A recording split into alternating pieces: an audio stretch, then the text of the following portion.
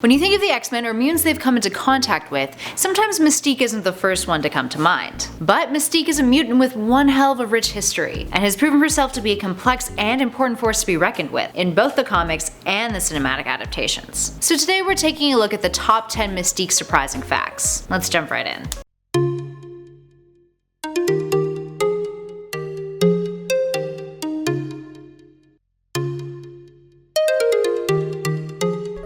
In at 10, her first appearance. Mystique's first appearance wasn't in the Uncanny X-Men. She was initially a foe for Miss Marvel, appearing in Miss Marvel number 16 in 1978, briefly, and then making her first official introduction in the following issue number 17 of the comic. And also she was an enemy of S.H.I.E.L.D.'s. And at 9, Mystique's makeup. Speaking of appearances, Mystique's appearance in the films required one hell of a makeup job. Rebecca Romijn's version required 100 body-fitting prosthetics that had to be adhered to her skin, and a shit ton of blue makeup, which gave her a nasty reaction towards the end of shooting, causing her to vomit a lot. And Jennifer Lawrence's character? Well, luckily she didn't have the same reaction physically, but still spent hours in the makeup chair. And the contacts that they both had to wear made it incredibly hard to see, almost blinding them. And at 8, we have alternate versions. Other versions of Mystique's have appeared over the years in the comics. In House of M, she was an agent of S.H.I.E.L.D. She also appears in Marvel's Zombies, where she disguises herself as the Scarlet Witch in order to bite Quicksilver, making her directly involved in how fast the virus spreads. And there's another similar version to the Mystique we all know in Battle of the Atom, but we'll touch on that one a bit later. At 7, we have her abilities. Over the years, her abilities have been embellished on, and authors continuously have one-upped her. While her shapeshifting initially was a tad limited, she's now capable of things like being immune to diseases, regrowing limbs, concealing her scent, staying transformed when knocked unconscious, and concealing items in shapeshifted pouches under her skin. At 6, we have GRAYDON Creed. Mystique is mother to a few of our favorite mutants, but did you know that she has a child with Sabretooth? While she was posing as a German spy, she seduced Sabretooth